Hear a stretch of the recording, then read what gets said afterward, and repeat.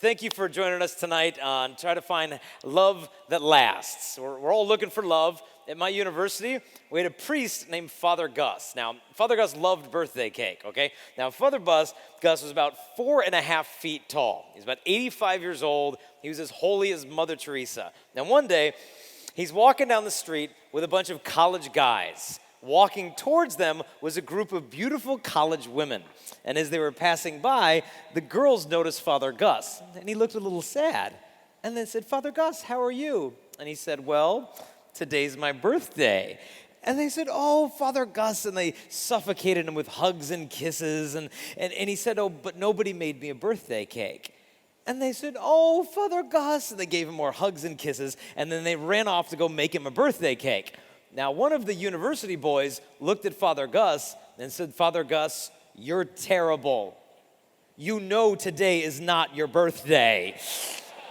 And he looked at him and he winked and he said, "That's how it's done, boys." And Father Gus had a year-long supply of birthday cakes at the rectory from all the college girls baking them for him. Now, we're made for this love, real love. Now, we don't often get to see it. I got to see it in my grandparents. They had 10 kids. They were married for 67 years, and their names were Joseph and Mary. You couldn't ask for more than that. And the best thing about them is they would flirt with each other constantly. I grew up watching this. One day I walk in the kitchen, and my grandma's cooking something, and my grandpa walks in. He's feeling kind of frisky, and he walks in and whap, and he slaps her in the thigh, and he says, "Hi." He says, "My name is Joe." And she looks at him, and she's like, "Huh, I know." And I'm like, "Oh, they're 100 and they're flirting. I love it." And now, she passed away about 5 years ago. I remember standing at her casket next to my grandpa, and he's real weak. He's got all these knee and hip replacements, and he's trying to lean over the coffin to be close to her. And he leans over, he's kind of shaking, and he leans down, and he gave her one kiss on the nose, and he said, "Bye, babe." And I saw that, I'm like, that's it. That's what I want. I want a love that's stronger than death. I just talked to him last week. He's getting very old, close to 90 years old. And I said, "How was your day today, Grandpa?" And he said, "It was pretty hard." He said, "I dreamed about Grandma last night again. And I woke up and I forgot that she had passed away." And he was walking around the house looking for his wife 5 years after she had passed away. His mind is failing him, but his heart is gold. He's still looking for his bride, although she's in heaven. This is the kind of love, I don't know about you, but I want. I want a love that's stronger than death. But how do we get there from here, where it seems like more people are having casual sex than are even holding hands? A lot of people give up. They think, "Well, I'm never going to find a love like that." Women give up. "Well, I'm never going to find that. I'm just going to grow old, be alone, live in an apartment with 12 cats and be miserable for the rest of my life." And they give up hope. But this love does exist still. A friend of mine in California, her boyfriend proposed to her, asked her to marry him, and the way he proposed to her was by writing a little book of their love story from the day that they had met. And on the first page, it says Jessica. She turns the page, and it says, "The day I met you, I wanted to die." She's like, "This is morbid." And she turns the page, and it says, "To myself, die to myself, to love a woman more than I love me, to put your needs before those of my own." This is the love, not just that we're created to receive, this is the love that we're created to give. But here's the problem. What's the divorce rate? How about the infidelity rate? How many of these are lasting marriages around us? In America, it's a mess. One boy came to me and he said, "I know what you mean about divorce." He said, "Jason, my dad is on his 9th marriage. 16 years old, has seen his dad get 8 divorces. There's jewelry stores in Los Angeles where you can now rent wedding rings." That's how bad it's gotten. And the young people today are looking for love, but they're not finding it. There were some surveys done in America amongst university students. There's what's called the hookup culture, where they're having casual sex, and they ask the students, "How's it going for you? Are you happy?" Here's what the college students said. They said, for one, they were twice as likely to have a hookup as to have a first date with someone. Did they like the arrangement? They said no. They said if you're doing sexual things with someone you're not dating, they found only 9% of the time does it ever evolve into a real relationship. And they asked them, well, are you happy with it? The majority of college students in America, guys as well as girls, said we would much rather be in a traditional romantic relationship than one of these things. And the more of these relationships they're having, the more depressed they were getting. And they asked the women, what are your experiences? And this is what the women said. They said, it's rare for a woman of our generation to meet a man who treats her like a priority instead of just an option. There's no dating anymore. There's no relationships. They're rare. You could have a fling that could last 7 or 8 months and never actually call him your boyfriend. Hooking up is a lot easier. No one gets hurt, well, not on the surface. It's a contest to see who care less. And guys win a lot at caring less. But if you say any of this out loud, it's like you're weak, you're not independent. You miss the whole memo about feminism. And what we're finding is they're just not happy. And here's my question, has it always been this complicated? Has it always been this difficult just to find love? It has not. And I've got the proof right here on the rainbow stationery of an 85-year-old woman's letter that she wrote to me. She told me what it was like to date in the 1940s. Ready for this? In the 1940s, I was in college, and every Saturday night, me and the girls would go out. And every Saturday night, we had a 10:30 curfew, and we would go on dances with the Navy and Marine soldiers. In those days, chastity was a given. It was taken for granted. Most of us got many more than 1 or 2 marriage proposals. Going back to when I first started dating in 1940, by 1945, my own count was a 10. 10 marriage proposals in a span of 5 years. I mean, women, isn't that what it's like at your universities? Aren't guys like throwing engagement rings at you while you're just trying to get to class? Now, after graduation, we all got married. All of our marriages have lasted throughout the lifetime. My friend just had her 60th wedding anniversary, and she said after her 50th wedding anniversary, her husband, Mike, was stricken with Alzheimer's disease. And after years of taking care of him at home, on February 13th, 2002, Mike passed away peacefully in my arms. Now, do you women hear this? This woman has a date every weekend with a man in uniform.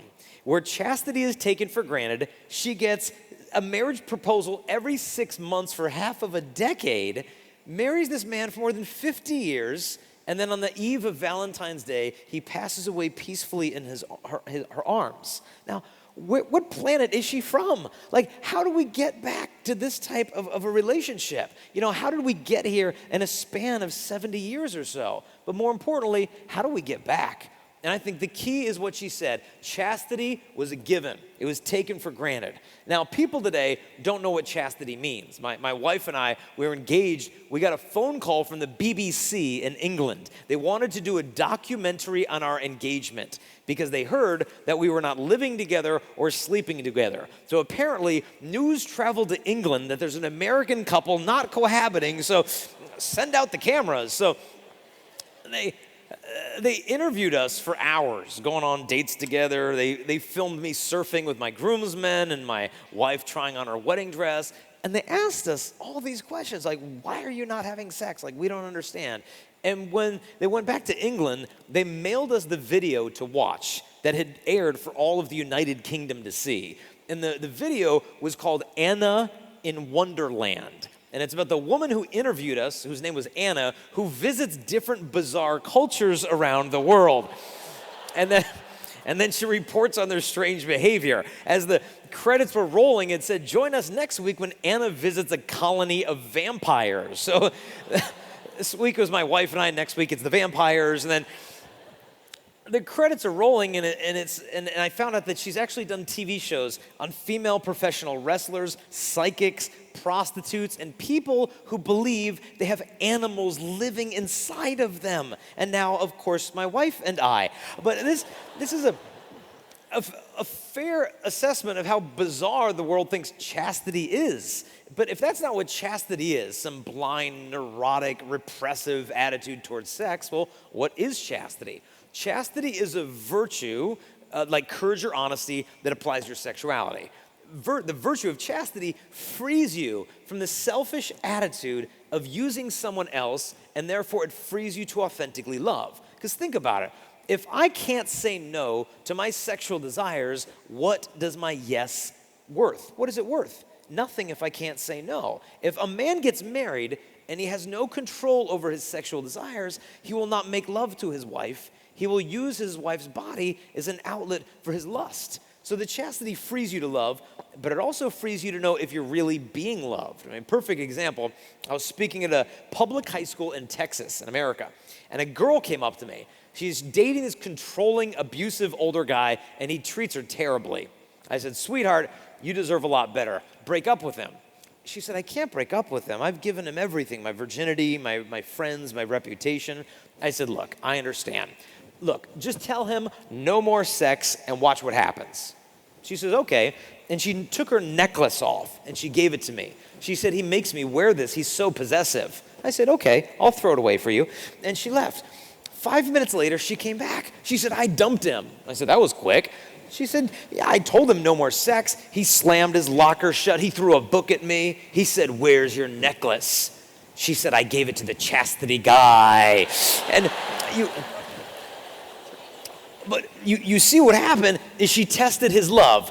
Do you love me? Do you want me? Or do you only want the pleasure that you're getting from me? And you see that this virtue of chastity freed this girl to know if she's being loved or just being used. I know one girl came back from a date with this guy and she was crying. And her mom said, what happened? And she said, I went on my first date with this guy, and as soon as we get in the car, he makes these little perverted sexual jokes of what he wants to do with me. And I told him, no, I practice chastity. And he said, okay, well, there's lots of other stuff we can do, meaning everything but intercourse. She said, I don't think you understand. I respect my body, my future husband, and God. And he looked at her, and he said, so you mean I'm not going to get anything tonight? She said, no, you're not. He said, okay. He turned the car around, drove her home, dumped her off, and he left. And she's never seen him again. And thank God, because she could have given it to him for 6 months, wondering, does he love me? Is he in this for the right reasons? She didn't play that game. She kept her standards high as heaven. And so the chastity will test our intentions. Now listen to what C.S. Lewis said. He said, we use a most unfortunate idiom when we say of a lustful man prowling the streets that he wants a woman. Strictly speaking, a woman is just what he does not want. He wants a pleasure for which a woman happens to be the necessary piece of apparatus. How much he cares about the woman can be gauged by his attitude to her 5 minutes after fruition. For one does not keep the carton after one has smoked the cigarettes. Now, eros makes a man really want, not a woman, but one particular woman. In some mysterious but indisputable way, the lover desires the beloved herself, not the pleasure that she can give. And this is the great value of chastity. One husband said this, authentic sexual attraction is always the attraction to the beauty of the other as a person, not simply an object of selfish consumption. This is the enormous value of the virtue of chastity. Because women, think about it. What you win a man with is what you keep him with. If you win him with pleasure, here's the problem. He can get pleasure somewhere else. He can get pleasure from the internet, pleasure from himself, pleasure from another woman. Pleasure is repeatable. If you win him with your body, everybody's got a body. He can find another one elsewhere. But if you win him with who you are as a human person, the human person is unrepeatable. And it works. In America, this magazine came out called The Economist. It's a business magazine. I don't normally read these things. But it says on the cover, the science of sexual abstinence. So I said, okay, we'll see what they have to say. Headlines. Chastity before marriage may have its uses after all. Hey, who knew? And here's what they found. They studied more than 2,000 married couples, and they asked them, when did you start having sex in your relationship, and how is your relationship going? And here's what they found out.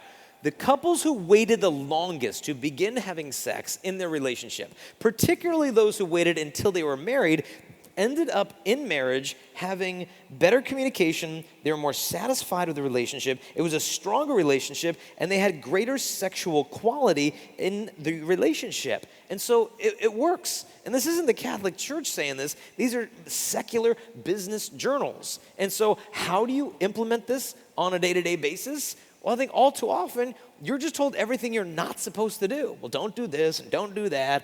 How about we spend some time today looking at what you're actually supposed to do to find a love that lasts? First and foremost, I would say, if you really want to find love, the first thing to do is enjoy the season of singleness in your life. Now, some people are like, look, I've enjoyed this season quite long enough. Thank you very much. It's like telling someone who lives in Antarctica, enjoy the season of winter, okay? Like it's run its course, all right? I understand. But what is the point of enjoying a season of singleness? Well, for one, the inclination when you meet someone you're attracted to is to jump right into romance. But there's tremendous wisdom in kind of holding back a little bit. Unfortunately, the culture tells us, well, no, you just jump right in. But this, it doesn't help things. Now, why? Why should we do this? Well, you get a lot of benefits by stepping back and focusing on the friendship. The culture does not teach us how to do this. I asked a bunch of university students, when was the last movie you saw that portrayed masculine friendship?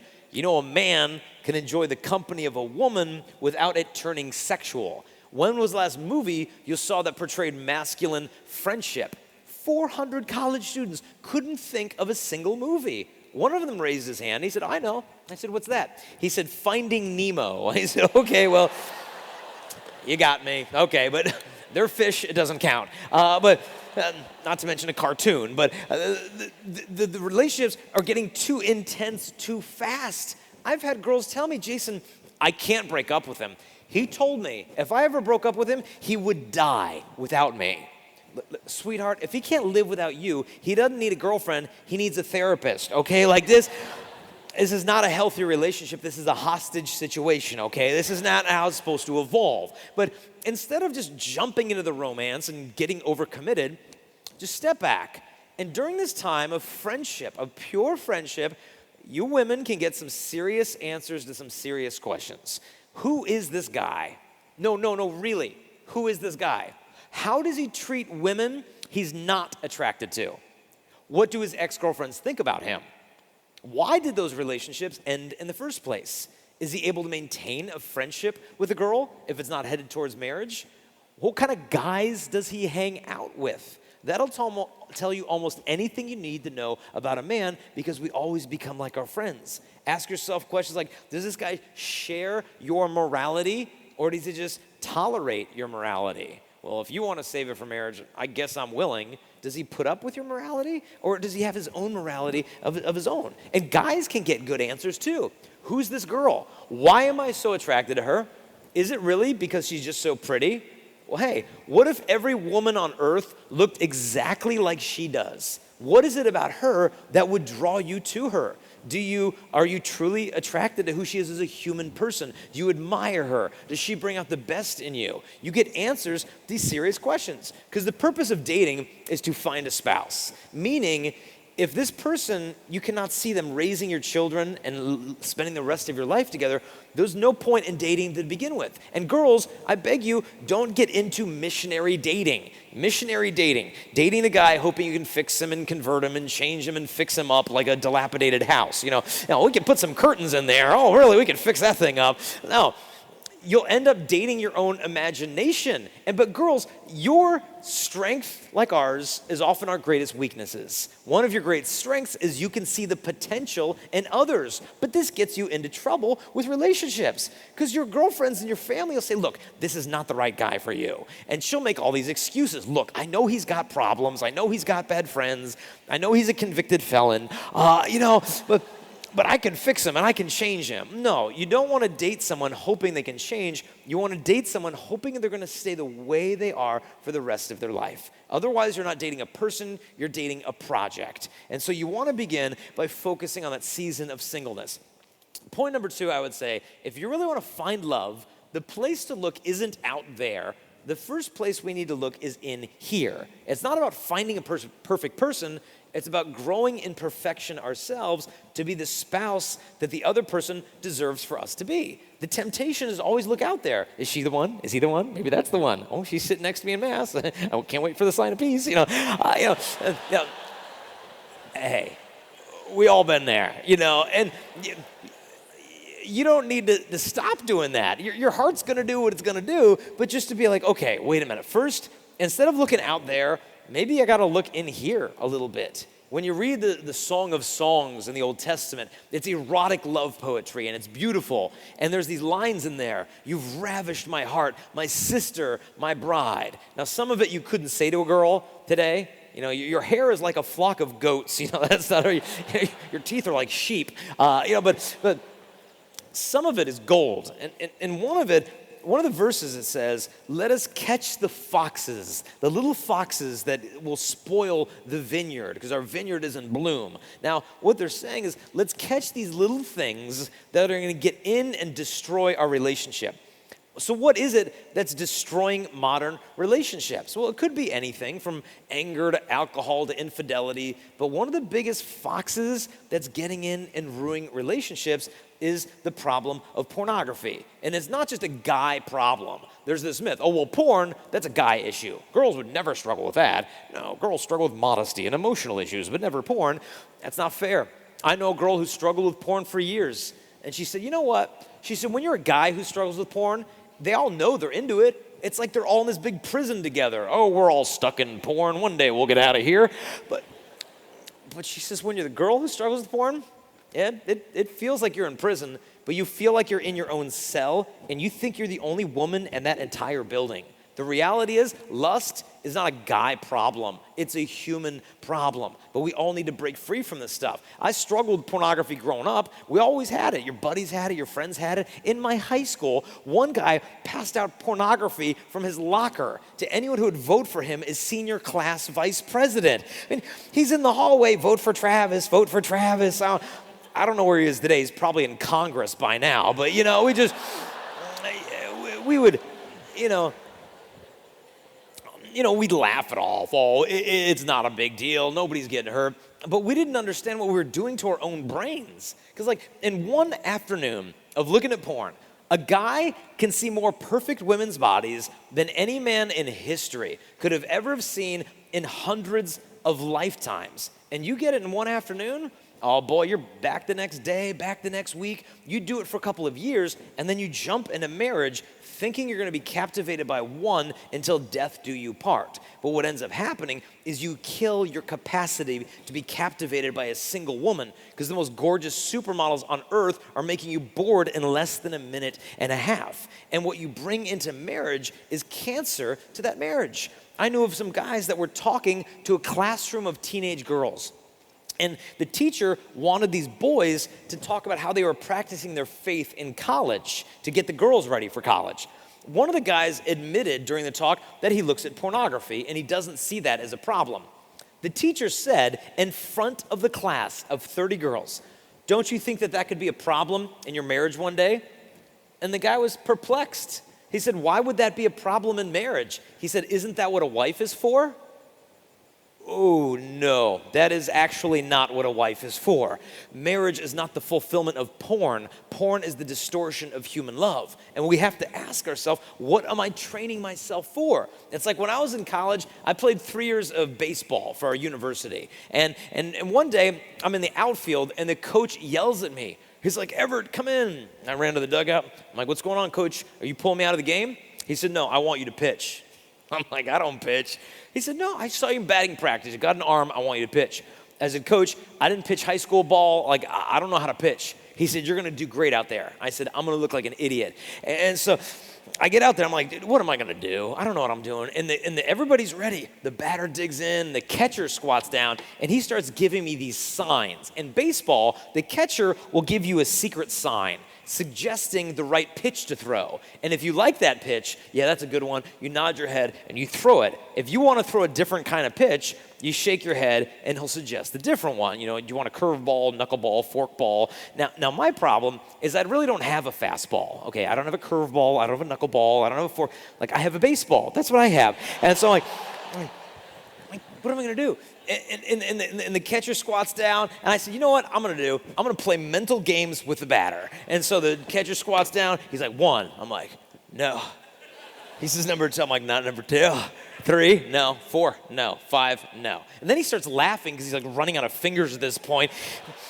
He gets number 7. I'm like, "Oh yeah, number 7, whatever that is." And the batter's like, how many pitches does this guy have? I threw the first pitch, I hit the guy on the first pitch. I hit the batter, right? It's how it goes. But the moral of the story being that if you train yourself for years, lust, and then the day comes to actually love a woman, it's like you can't fake it. All you know how to do is take your own pleasure. But if we can kill these vices, we can be free to love. And the solution is not just to kill your sexual desire, like that's healthy, like that's possible, like that's realistic. The solution is actually to heal our sexual desires so we can be free to love. Because think about it. When we're growing in purity, the inclinations, well, don't look at that girl. Don't look at that girl, or at that girl, or at this girl. Just bounce your eyes. Bounce your eyes. You're going to get whiplash after a while of doing this, because the solution is not to spend the rest of your life avoiding the sight of attractive people. The solution is actually to learn how to look at the human body. Like today, guys, are we surrounded right now by 1,000 temptations to hell? Or are we surrounded by thousands of reminders of the beauty of heaven? Who's the woman? Just a temptation to hell? We've got to heal the way we look. Pope John Paul II said that when we grow in purity, he said, we come to an ever greater awareness of the gratuitous beauty of the human body, and the beauty of masculinity and femininity becomes a light to our actions. Meaning, did you get this? He says, when you grow in purity, you're more aware of the gratuitous beauty of the body, and that awareness of beauty becomes a light to your actions. Meaning, when you see a beautiful woman, what's your inclination? Is it just to use? Here's an idea. When you see a woman, and maybe you're tempted to lust, instead of just looking away and instead of just lusting, how about this? How about gratitude? How about being grateful to God for the beauty that he gave to her? You could look at her and you could pray Psalm 84. How lovely is your dwelling place, Lord mighty God. And you can move on. Don't recite all of Psalm 84 while looking at her. It could get a little bit awkward, but just what about just gratitude? Because the woman's body from the Garden of Eden has been an invitation of love. When Adam saw Eve's body, he was in awe. He was beside himself. He rejoices, this one at last is flesh of my flesh and bone of my bones. He's rejoicing. It's kind of funny when Eve first sees Adam, she doesn't say anything. It's like, that's nice. It's like, come on, man. But the woman is presented in Genesis as like this crescendo of creation. And the woman's body is an invitation of love. But because of original sin, we've got this kind of twisted, and we see it as an invitation to lust. But God wants to go in and heal those distortions. Now, if the guy maybe struggles with pornography, and sometimes the girls, I think one way the girls often struggle also is with modesty. And women, the first thing they say is, well, look, if a guy has a bad imagination, that is his problem. I should not have to change the way I dress because some guy can't control his own thoughts. Well, here's a way to address this. A friend of mine works at a college campus, and she said one day, this guy came to her, and he said to her, Sarah, here's my situation. He said, there's a girl on our college who's absolutely beautiful. I'm in love with her. She's a fantastic person. But he said, here's the problem. He said, she wears these outfits that are pretty racy, a little, tight here and low cut there and see through that. And he says, look, I respect her, but he said, the problem is nobody else really does. You should hear the things they say about her when she's not around. And I try to stick up for her, but I just wish she would dress more modestly so guys would see that her body is not the best thing about her. And my friend said to him, why don't you talk to her about modesty? And he said, no, I'm not going to talk to her about modesty. And my friend said, I think you really should. He said, you know what? I'd rather eat my arm off than talk to this girl about modesty. And she challenged him. She said, if you don't talk to her about it, who is going to? And so he said, okay, I'll try. And he talked to this girl about modesty. And my friend saw him. She said, oh, how did the conversation go? He said, terrible. She said, what happened? And he said, well, I told her, what you suggested I say. And all she said back is, if you guys can't control your imagination, then that's your own problem. And he felt really bad. Less than 1 week later, a woman came up to my friend, totally different girl, and she said, Sarah, here's my situation. She said, there's this guy on campus that I really like, and he's always flirting with me, but she said, when we go out with his friends, he acts like I'm invisible, like I'm not even there. I just disappear. But then when we get back to the dorms, he's texting me, he's flirting me, and I'm so confused. He's sending all these mixed messages, and I don't know if we're dating or even not. And Sarah said, well, you should talk to him about your feelings. And she said, no, I don't want to be that girl that defines the relationship. And Sarah said, how long has this been going on? The girl said, like 6 months. Sarah said, that's a long time to wait around for an indecisive guy. She said, you should talk to him about what you're feeling. She said, okay, I did. A week later, Sarah said, oh, how did the conversation go? She said it was a disaster. She said, well, why? She said, I told him what I was feeling, and all he said to me is, we're just friends. If you can't control your emotions, then that's your own problem. And you see what's going on here? A man with no sense of responsibility for a woman's heart. A woman with no responsibility of that sense for the man's heart. But do we actually care for each other's hearts and souls? If so, modesty as a woman is an expression of love for the guys that you don't even know. It's essentially telling these men that the greatest thing about you is not your body. I'm not just challenging you to avoid the most immodest outfits, but to become radiantly pure to inspire men to become worthy of you. So what we've got to do is we've got not to just look out there for love. We've got to look in here. Is there stuff that I should probably work on in my own life to heal, to fix, or to change so that I can be a better spouse? Third thing I would say to find real love, you have to face your fears for men and women. So what are the fears of a man? What are the fears of a woman? What's a man afraid of? Ask him. He'd be like, I ain't afraid of nothing. I ain't no nothing. No, I'm afraid of nothing. Oh, you got fears. What's a man's fear? Often men are afraid of initiating love because we might get rejected. We're afraid of committing and giving of ourselves because the world has told us, well, you don't want to date because then you're tied down. You don't want to get married because the game is over. You don't want to have kids because you're going to lose your freedom. You don't want to lose your freedom. This idea is all over the place. Listen to this. There's an article on the internet on MSN.com. No kidding. This article is called 10 Reasons You Should Never Have Children. Now, you know you've written a dumb article when if the world agreed with you, humanity would cease to exist, okay? So that's a good indicator. The editor should have caught that. But get this. These are reasons you should never have kids. They said if you have kids, the fact is a large part of your life will be focused on your relationship with your child rather than yourself. Ugh. And then it goes on. If you don't have kids, you will not be exposed to germs that they bring home from daycare. It's true, it says microbes are easily transmitted and can be found on toys and blankets and lockers. And it says if you have these germs, the children can end up giving you aches, pains, flu-like symptoms, and diarrhea. That's right, it says it right here. This is true. Like my kids bring home Ebola in their lunch boxes, but it's fine. It builds your immune system. And it says, if you do not have kids, you will spare yourself from back pain, from lifting and carrying babies. It says, lifting a baby out of a car seat and into a supermarket cart can tax your core muscles and lead to back pain and injuries over time. And so apparently if you never have kids, you'll never lift anything more than 12 pounds. And it goes on. It says, if you don't have kids, you can be alone any time that you want. If you don't have time to yourself, you'll lose yourself. Not having kids mean you won't lose yourself. You can play tennis, do yoga, or whatever you want all the time. Now, if this weren't so depressing, it'd be hilarious. This concept that if I give myself, I will lose myself. The church teaches us the opposite, that only in giving yourself will you actually find yourself. We're created to make a gift of ourselves. But especially as guys, we've been sold this false idea of freedom. Pope John Paul II called us on it. He spoke to college boys and he said this. He said, we men are quite willing to take and conquer in terms of profit, enjoyment, gain, and success. And the moment comes to give of ourselves and we hold back because we are not prepared to give. And a lot of men live in this fear of giving of themselves. They're afraid of becoming fathers. I'm afraid I got that girl pregnant. I asked a bunch of high school boys, what's the most common sexually transmitted disease?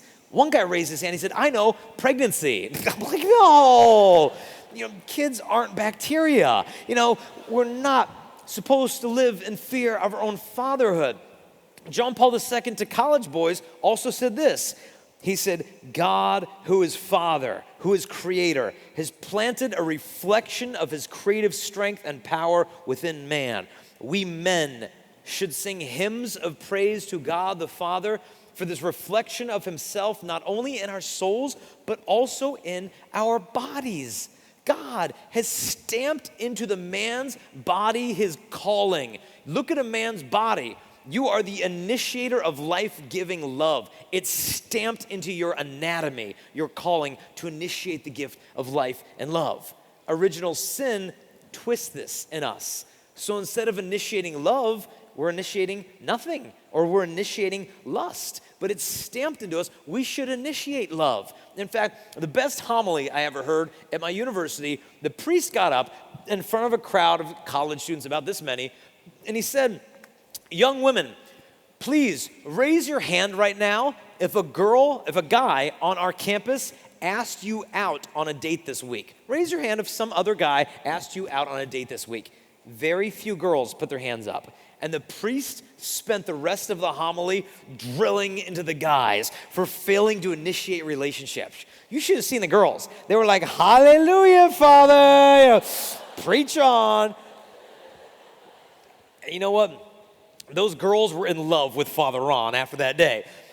But we loved him more because he just called us out. I read another priest, he said this, men should act decisively.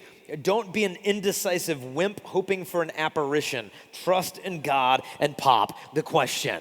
There's even a beer commercial on TV in America now where there's this man sitting with all these gorgeous women, and he looks at the TV screen, and all he says is it doesn't take two people to talk to one woman. And I'm like, oh, you see what he's saying? Go out, initiate, face that fear of rejection.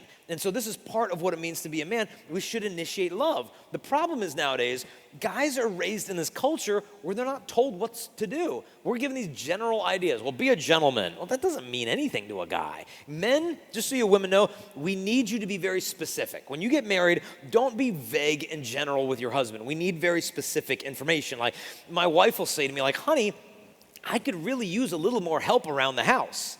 That's too vague. I'm like, house big, man. And she says, take out the trash. I'm like, oh, I can do that. We need specifics. And so with dating, we need specifics that we're supposed to initiate relationships. Very interesting, this article came out in the States. At Boston University, a professor was troubled by the fact that she noticed that on her college, very few college students were going on dates.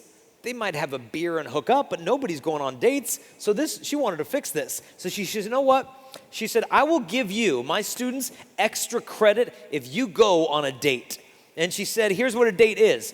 You have to ask her out in face-to-face. You can't hide behind an app. Ask her out face-to-face.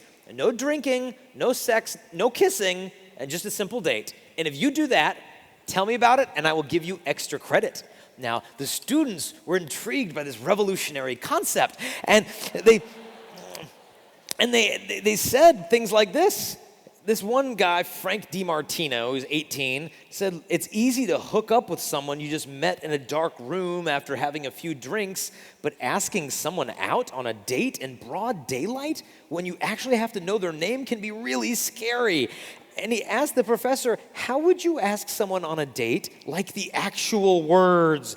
And you see what's going on. Like, he just wants to know, what am I supposed to do here? Because grown up, the guys aren't told what to do. They're told, be a gentleman. Well, that doesn't mean anything to a teenage boy. Go ask a teenage boy, what's it mean to be a gentleman? They'd be like, well, if there's a door and then there's a girl, you open the door for the girl. Okay, good. What else? He'll be like, well, if there's another door, then that door also, okay, stretch this a little bit. And so I tell him, look, when you go on a date, you got to ask her out and you got to plan the date. Don't sit around, what do you want to do? I don't know, what do you want to do? I don't know, we can play Minecraft. I don't know, what do you want to do? Plan the date and put some thought into this. And when you get to the restaurant, maybe, pick her seat for her. Not because I'll tell you where to sit, but if it's a beautiful view, come on, man, give her the beautiful view. If there's no view, the man takes the seat facing the wall. So she knows during dinner, your attention is on her, not on the soccer game or the cute little hostess walking by, and it makes her feel honored. You tell this to teenage boys, and they're like, oh, that's good, that's good. And they'll say, well, what else? What am I supposed to do? Okay, don't flirt. Don't flirt ever with girls. Because what's a flirt? A flirt is a boy who pays romantic attention to someone without serious intentions. Don't be a flirty boy. Instead, discern if you're supposed to be in the relationship. Then pursue her with sincerity and commit to her with clarity. Now, this is not a robotic formula. Don't go up to a girl, I've discerned, I should pursue you. It's like, okay, Catholic stalker. But clarity, what a concept. To actually define the relationship, to let her know where it's headed. I was speaking at a university, and after the talk I gave like this college boy came up, and he was all excited. He's like, hey. I'm like, what's going on? He said, do you have gum? I said, yes, I have gum. I think you could use a tranquilizer dart, but I'll give you the gun. And I got in my backpack. I gave him a piece of gum. He grabbed it out of my hand. He said, I'm going to go ask her out right now. She just took off. I'm like, go get him. Oh, discern, screw it. Just ask her out. And you see, that's what he wanted. He just wanted someone to set him free. Go initiate that love. Because when a man is passive, he's out of place. Now, please understand, women, I'm not saying that your job is therefore to be passive. Some girls fall into this. Some girls get very aggressive. Some get very passive. But you as a woman, your job isn't to be passive. Some girls do this, and they just sit back, and they're like, oh, well, he'll come to me one day. He'll come to me one day. It's like, dude, Ingrid, you're 97 years old. Oh, he'll come to me one day. Well, maybe if he's a courier, he'll knock at the door. But, other than that, you got to get out, girl. And so the woman's role is not passivity. The woman's role is active receptivity. And what if a guy's fear is, well, I don't want to commit and give and initiate, a lot of times the girl's fear is the opposite. She's not worth committing to. She's not worth pursuing. Why? Because you're just not enough of a woman. And a lot of girls fear this. Well, I'm just going to end up alone if I put my standards too high. If I just lower the bar, I can get more guys into my life. So maybe I should. Maybe I just need to be more realistic. And you start lowering the standards, and then the guys start coming in. And then typically afterwards, you end up kind of disappointed because it's not what you wanted to begin with. And then you start making excuses. Well, look, I know I did this with that guy, but at least I'm not doing this every single weekend. But you'll notice, if you're ever doing something good, you don't make excuses for good behavior. You don't. If you're like feeding the homeless, you don't be like, well, at least I'm not robbing a bank here, Your heart is at peace because you're doing something good. But when our heart is not at peace, it's a sign something is off. And typically, a girl will begin making excuses. Well, at least I'm not as bad as my friends. At least I'm not doing it every weekend. And then she starts giving up on herself and then justifying the pain she's feeling.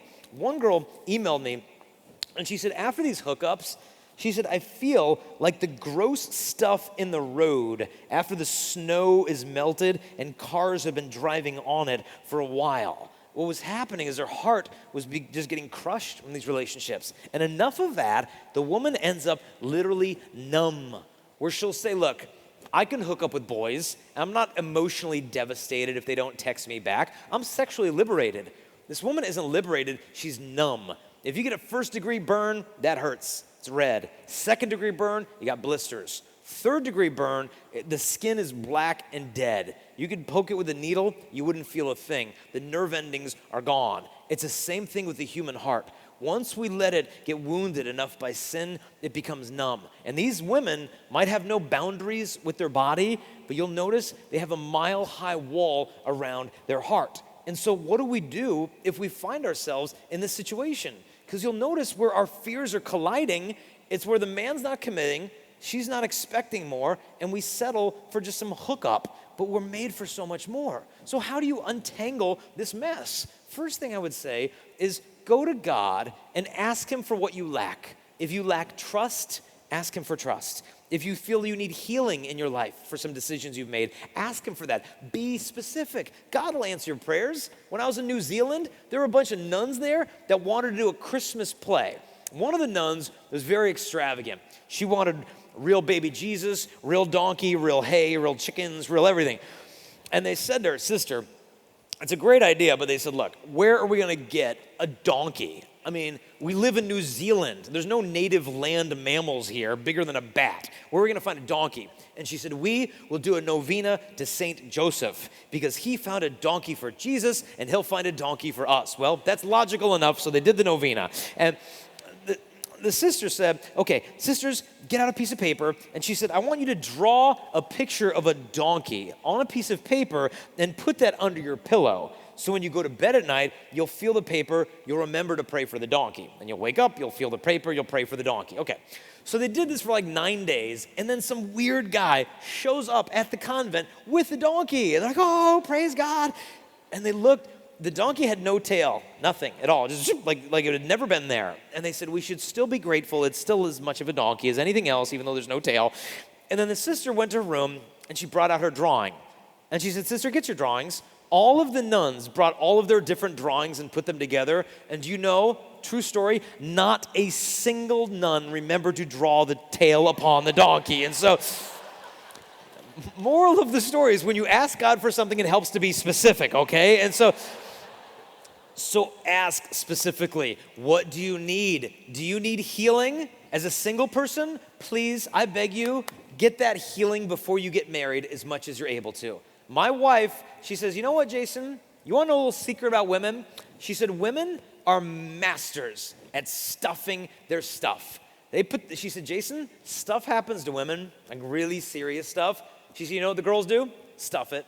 They put their makeup on, their hair looks great, oh, their clothes are all put together. She said, outside, we want to look like we all together. Because she said, inside so often, it's like this tangled up mess. We're so afraid to start crying because then we're afraid we're never going to stop crying. So we just numb ourselves with false consolations, an empty relationship, having another drink, whatever it is, eating disorders, diet pills. She said, all of this is being done to numb the wounds that aren't being healed. She said, I want to show these girls you can face it, you can own it, and you can heal it. She says, I don't care what's happened to you. It's happened to my wife as well. She's been through all kinds of abuse and difficult situations. And she says, but you know what?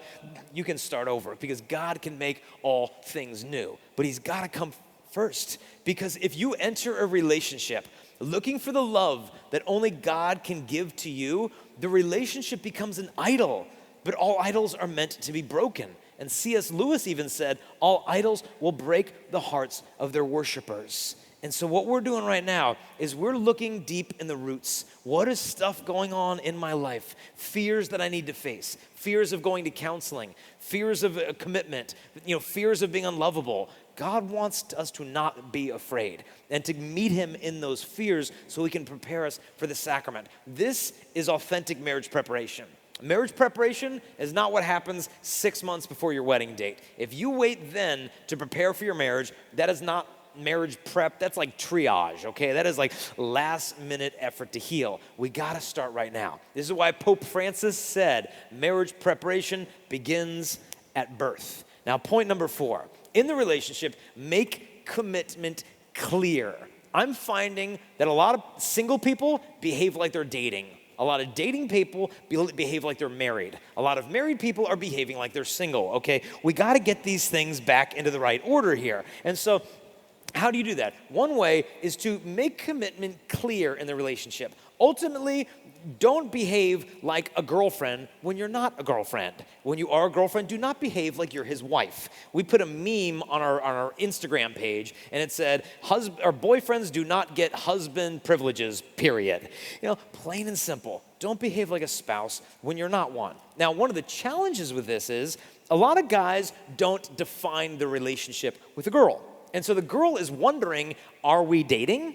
Is he my boyfriend? Where are we at with this? Ultimately, guys aren't communicating well in this area. But guys are not great communicators to begin with, okay? Now, that's not our fault, though, okay? That's God's fault, okay? And here's why. Because women, they say, speak 3 times as many words as guys do, starting at the age of 2, okay? You can see this in, like, the playground with little girls. There's Sally said to Jessica, that Jessica, la, la, la.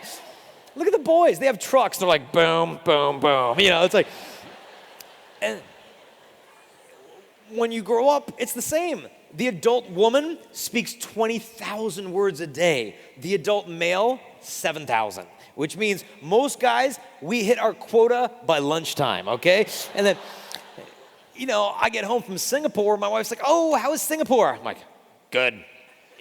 Not much sleep, but good. And then my wife's like, well, let me tell you about my day. She still has like 19,000 words to go. It's a lot to consume. And they found this difference doesn't just start when you're 3 years old. National Geographic did a study of unborn embryos. They found that female unborn embryos, at about 7 to 8 weeks of gestation, the mouth begins to move. The male embryo, nothing is going on there. I'm sure you could look at her little fingers in there. She's probably texting in there, just getting ready to click send, And so the guy is not talking. And so why isn't the guy talking? Well, he's probably not even thinking to begin with. In fact, a psychiatrist explained to me, they did a study that showed that women have a very high level of neurological activity 24 hours a day. Even when she's sleeping, it's. But they've said the male brain, on the other hand, will actually go into periods of hibernation. While he's awake, it's just nothing. And you women, you know what I'm talking about. These are the moments you've looked at him and he's just glazed. And you're like, are you there? And you're like, honey, what are you thinking? And he's like, hey, what? Hey, nothing. And she's like, no, you can't be thinking nothing. What are you thinking about? He's like, no, I'm thinking about nothingness right here. And now she's suspicious. Well, what are you not telling me? I'm telling you nothing. What are you feeling right now? I'm kind of hungry, but no, feelings what do you desire? A ham sandwich would be nice, And so he's not talking, he's not feeling, he's not thinking. And the girl's left there thinking, well, man, what do I need to do to get this boy more interested in me? Maybe I need to just give him what he's least likely to reject, namely my sexuality. Because if I give him that, then that's going to keep him. But this typically ends up backfiring, where she's giving him sex or sexual things for the sake of giving her love, and he's just giving her love for the sake of getting these sexual favors. This is not how to build lasting love. We need to define the relationship and live in that state instead of jumping ahead or behind. Point number 5, keep this relationship pure, because there's this temptation in all of us to justify sin. We think, hey, look, I'm 24 years old now. I'm 19. It's not like I'm 12 years old anymore. The older you get, you don't get a permission to sin. The older you get, the closer we should be getting to God. We make justifications. Well, I've never felt this way about a girl before. We've been dating for 2 years now. It's not like I just met her last weekend. We can do these things. And so we make these excuses. But I'll tell you, we start playing God. Well, I know she's the one. Well, I'll tell you, I knew I had met this girl, and I knew she was the one. I knew it. And then, unfortunately, it didn't work out, and she ended up going to a different primary, second grade than I did, when she was 8 years old, and I never saw her again. So it didn't work out. Then I got to high school, and I met this girl, and I knew we were going to get married. And, we were friends. We went to some dances together, and it didn't work out, and she married a friend of mine. And I'm like, that's okay. And then I got to college, and I met a girl, and I knew she was the one. We dated for 6 months. It didn't work out, and she married a friend of mine, and that's okay. And then I met another girl, and we dated for 2 years, and I knew that this was the one. And we tried on wedding rings. Our parents loved each other, and I ended up breaking up with her, and then she married a friend of mine, and that's okay. And then I met another girl when I was, in my early 20s, and I knew she was the one. We dated for 2 years. It didn't work out, and she married a friend of mine. And then I met my wife when I was 24 years old. And by then, all my friends had married my ex-girlfriend, so she had no choice to stay with me, and then so we got married. But the point being, you could have never have convinced me with any of these other girls that they were not the one, because I thought that the intensity of my emotions was an indication of my destiny with this woman, when in reality, that the intensity of your emotions is not a sign of the future. It's just a sign of how close you feel to this person. But we can't begin to play God. And the day it kind of hit me is one of these girls invited me to one of her wedding. And I was friends with her and the guy. I said, I'd love to go. And I flew to their wedding. And they said at the end of the Mass, we'd like to announce now for the first time, Mr. and Mrs., and everybody clap, and I'm clapping. And here they come walking down the aisle, husband and wife. And then it hit me like, wow, I've done this with that guy's wife. I've been that physically intimate with that man's wife. No, we didn't have sex, but we did other stuff. But I justified it because I knew that we were meant to be. And then it dawned on me that I should not be pretending to be someone else's husband because I think I have this intensity in my emotions. But I should let God bring my bride to me. And so what does this look like on a day-to-day basis in relationships? You should date someone in such a way that if it doesn't work out, that their future spouse could come to you and give you a big hug or a handshake one day and say, thank you for making my husband or wife the person that they are today. Thank you for making them a better person. Instead of they come into your life and then they end up leaving further from God. And this requires a bit of dying on our part. A boy came to me once and he said, look, I'm sleeping with my girlfriend, but he said, I love her. He said, I love her so much, I would die for her. I said, really? He said, I'm serious. He said, if someone were to put a gun to her head, I would tell that person to shoot me instead. I'm like, really? You take a bullet for her? He said, absolutely. I said, okay, if you would die for her, then do it.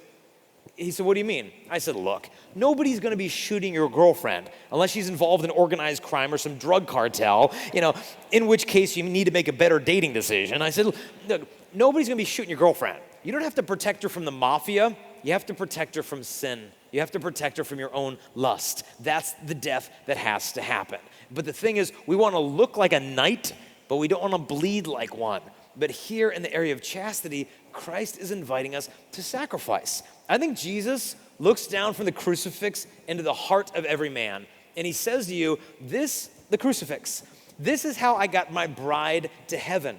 How else do you think that you're going to get yours there? There's got to be a dying to ourselves. On our wedding day, there's a little boy sitting in the back of the church, and he'd never been to a wedding before. And he kept asking his dad, what does this symbolize? What does that mean? What are they doing?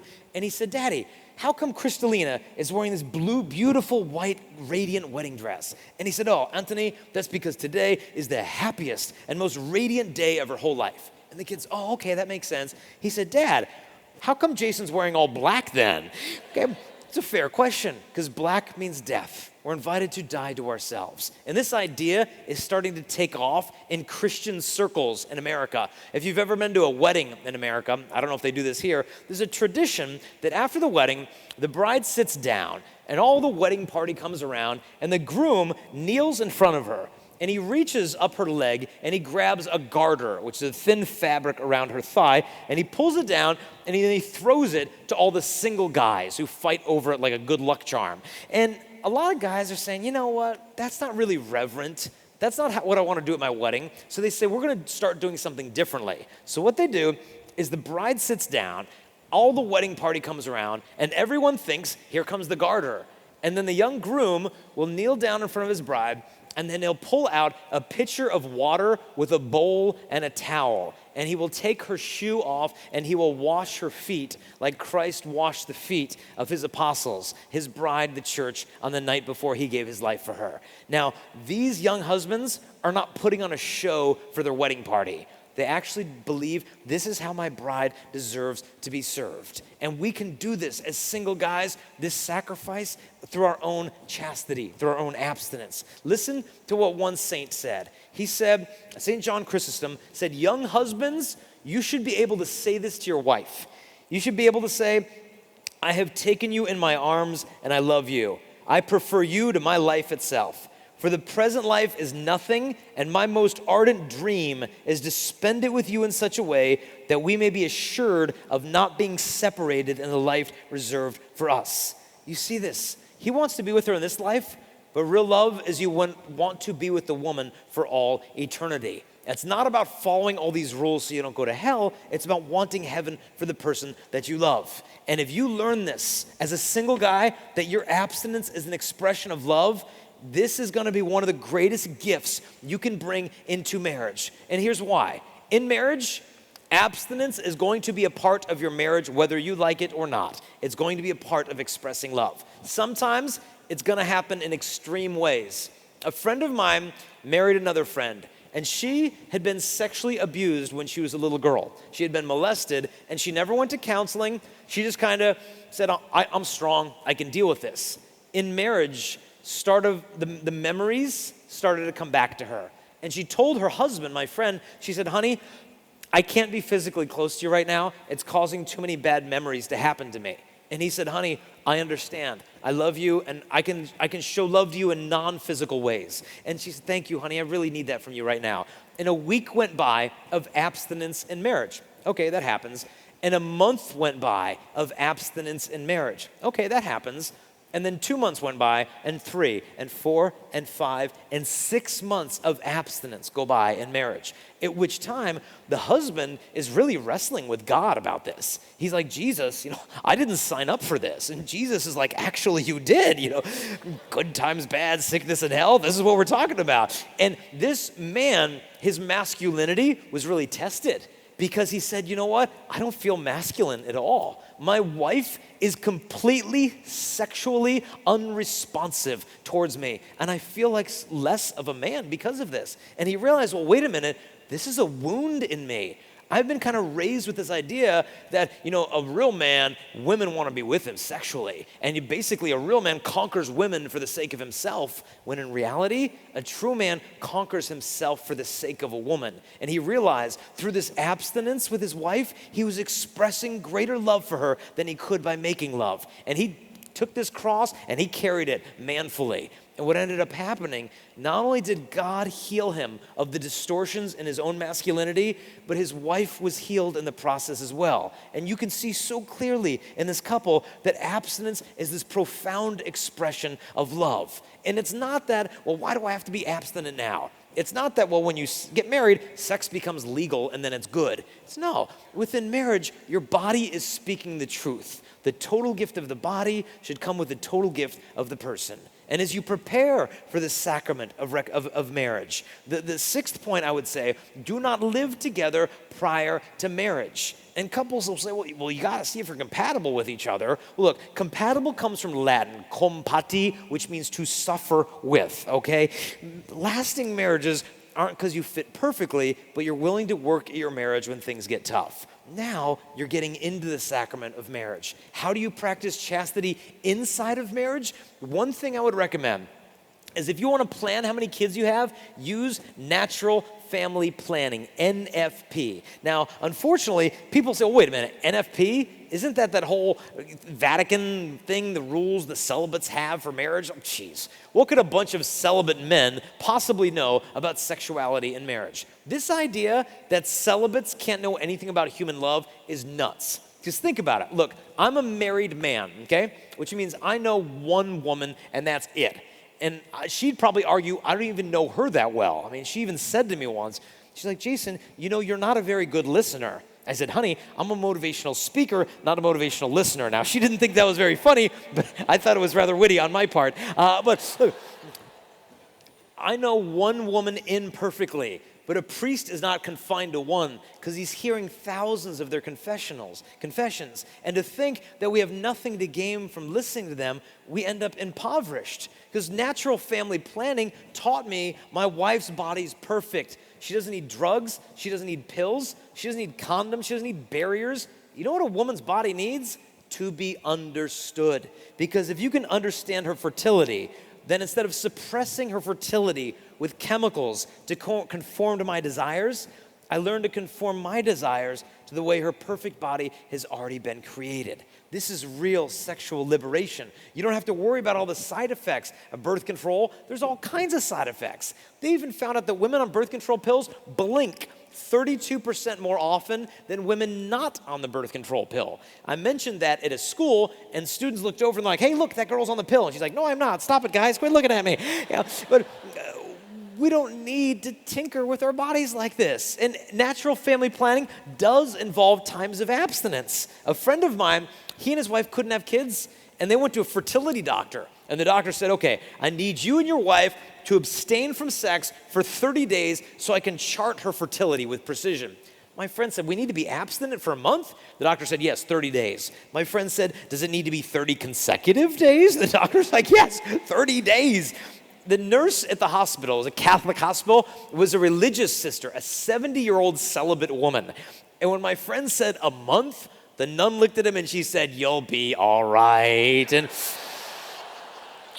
realized, he's gonna be okay, and he got through it, and they were able to have kids and everything. But this sacrifice, you can see how learning self-mastery before marriage is gonna be a great asset when we enter into the sacrament of marriage. But ultimately, it's not that good Catholics use NFP and bad Catholics use contraception. No, good Catholics are open to children as the supreme gift of marriage. And if we can't have them right now for a serious reason, then we can fall back on NFP. But the default position to be openness to the gift of life. Now, upon hearing all this stuff today, you might be like, whoa, this is a lot of information. I mean, how do we begin living this out? First thing I would say is you've got to find good friends. You'll become like your friends. Think, who in college was St. Francis Xavier's roommate? St. Ignatius of Loyola. Now that kind of helps, doesn't it? Now, college students might be thinking, well, my roommate's not going to be a canonized saint anytime soon. Well, perhaps. But you want to stay plugged in to the good friends. Stay plugged in with your family and stay connected ultimately to your family, the church, through the sacraments. Go to confession. Some people are like, I don't want to go to confession. What if I tell the priest what I did? It's going to be too awkward. I'll tell you the best confession I ever had is when I've done the worst stuff. In college, I'd done some dumb stuff, and I went to this priest, and he was visiting from France, and I thought, oh, great, I'm never going to see him again. So it's bad attitude, but where I was at, and I confessed all my sins. And he sits there, and he says to me, Jason, he says, for your penance, I want you to tell Jesus that he has a problem. I said, what? I said, you want me to tell Jesus that he has a problem? And he's like, oui, yes, And I said, I don't understand. And he said, well, look, do you belong to Jesus? I said, yes, I belong to Jesus. And he says, well, Jesus has you. You are a big mess. You are a problem. He has you. Jesus has a problem. And I said, oh, good. But what a beautiful way to look at your sins. Just don't take yourself so seriously. That's why St. Francis de Sales said, have patience with the whole world, but just first of all with yourself. Is confession humiliating? No, it is most certainly not. Sin is humiliating.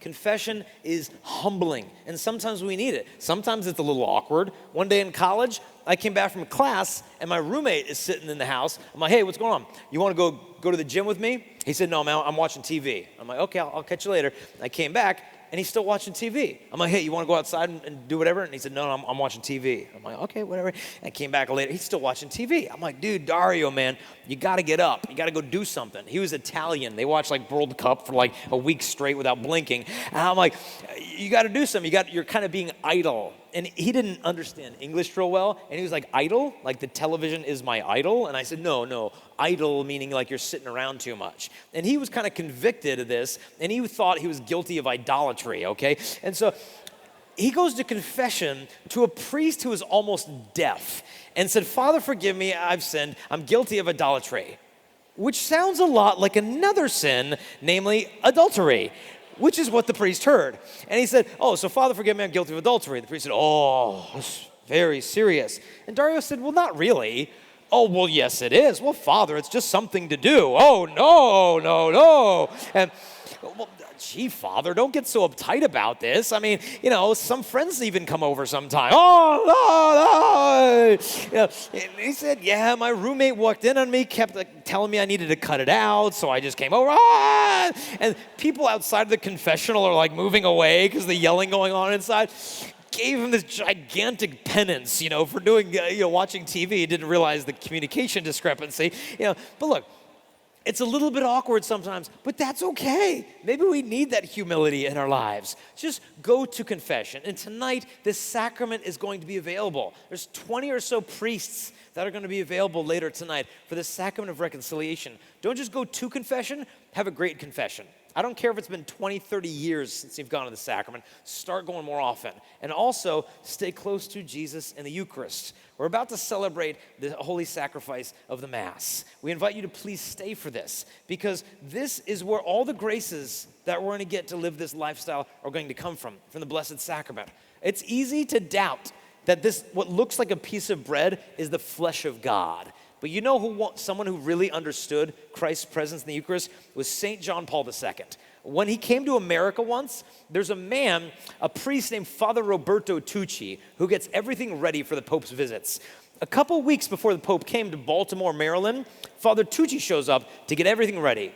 He's walking through the bishop's residence, checking everything's ready, and he notices the Pope is going to walk down this hallway with all these doors on either side. One of the doors opens to a chapel with the Blessed Sacrament. So Father Tucci says to the priest there, Father Michael White, Father, when the Holy Father comes, please make sure the door is closed. We can't let John Paul II know that the Blessed Sacrament is here in the residence. And the priest said, well, why are you hiding Jesus from the Pope? That seems kind of counterproductive. And Father Tucci said, look, we are in charge of the Holy Father's schedule during apostolic visits. They said every minute of his day is set aside for something specific. He's got 4 minutes with the prime minister. He's got 8 minutes with the seminarians, 12 minutes for the poor. Everything is scheduled. He said the problem we're having with John Paul II is that whenever he finds the Blessed Sacrament, he wants to make a visit to Jesus. He gets lost in prayer for 45 minutes and it ruins the entire schedule. So he said we actually reroute his Pope mobile away from Catholic churches and then he'll never know. He says, otherwise, they say we drive by a church and he's like banging on the glass of the Pope mobile and he wants to see Jesus. So we just drive him down the block. It doesn't make a difference.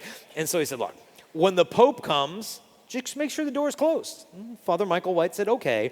2 weeks later, the Holy Father lands in Baltimore, and he's walking down this hallway, and he's passing by, and Father Michael White there, and Father Tucci's there, and he's passing by all these doors, and he keeps walking, and he passes the door.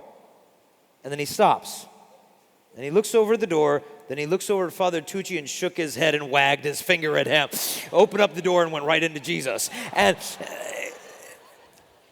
Father Michael White was standing watching this, astonished. He said there's no way he could have known. He's never been here before. All of the doors look exactly the same, but he sensed our Lord was physically present in the sacrament of the altar. And just to give Father Tucci a little poke in the eye, he spent 45 minutes in adoration. And Father Michael said, if you think that was a little coincidence, he said he did the exact same thing the next day at the seminary. He knew exactly where Jesus was in the building. That the question in Mass is not, is Jesus truly present? The question is, are we truly present in Mass? Not only in body, but also in our soul. So just don't go to Mass, get into Mass. And so to live out this lifestyle ultimately is a gift he can give us. But we have to do our part. And so there are resources we want you to invite you to check out on the way out. All of these different books and things are available to you. And I just want to run through what they've got in the back there. This is a book my wife and I wrote for single women. It's called How to Find Your Soulmate Without Losing Your Soul, 21 Secrets for Women. And some people are like, well, where's the book for guys? Well, guys don't read, okay? So here's the book for the guys right there, okay? So it's about 40 pages, larger print, pictures, bring crayons. So those are for the guys. And then for the women, my wife wrote a book called Pure Womanhood. And then also, there's a book, If You Really Loved Me. It's the top 100 questions we get on dating, relationships, and chastity. And then also a biography of my hero, St. John Paul the Great. And then lastly, there's little postcards. And on these things are our talks that you can listen to. And then all of our websites. My website, chastityproject.com. Women Made New is my wife's website. And so all of these different ways that you can connect to us with social media, Instagram, and Facebook. All of those resources are there. But the best gift I have for you is this. As of today, I've asked more than 100,000 people to be praying for you. The last place I spoke in America at a conference, I asked all those students to be praying for you. And then this morning, I put out a post on our Facebook and Twitter that goes to more than 150,000 people. And I said, I'm speaking today in Singapore to about 7,000 people. Please pray for them. And I checked the post afterwards. We're praying for you in Argentina. We're offering Mass for you guys in Kenya, praying for you from the Philippines. All these prayers are descending upon you. And all I would ask in return is if you would please pray for all of the people that we speak to. For my wife who's expecting our baby in 7 weeks, and for the students who are about to come in tonight for the presentation after Mass. All of you are more than welcome to stay for that presentation, which is completely different than this one. But if after all the stuff I said to you today, maybe your heart is heavy, you got a lot of thinking you got to do about your life. All you need to know is one thing, if you've made some big mistakes, and it's how God looks at you for doing that stuff. And this is how he sees you. A dad a few years ago dropped off his son at preschool. He said, I love you, I'll pick you up after school, promise come get you. And the dad went to work. Huge earthquake struck Armenia. The dad shoots back to the school, but it's too late. The school's collapsed, the faculty was dead, and the dad shows up. He said, I know my son's in that school. Starts tearing off the rocks and the glass. He dug for an hour, 5 hours. His knuckles were bleeding open. His back was cramped up. He dug for 10 hours. Like you guys, Father's one day. He dig for your kid forever, 30 hours. He said, all I could think as I dug for my boy is the promise I always made to him. No matter what happens, you know I'm always going to be there for you. 38 hours later, he lifts off a board, and then under that's the face of his son. And he looked down upon his son, and his son looked up to him and said, Papa. And his son turned to 14 kids trapped alive with him, and he said, see, I told you my daddy was coming to get me. I told you he promised. This is the love of God the Father. It doesn't matter how far away you think he is, he's always there to welcome you home. You guys have been a wonderful audience. I love you guys. Have a beautiful life. Thank you guys very much.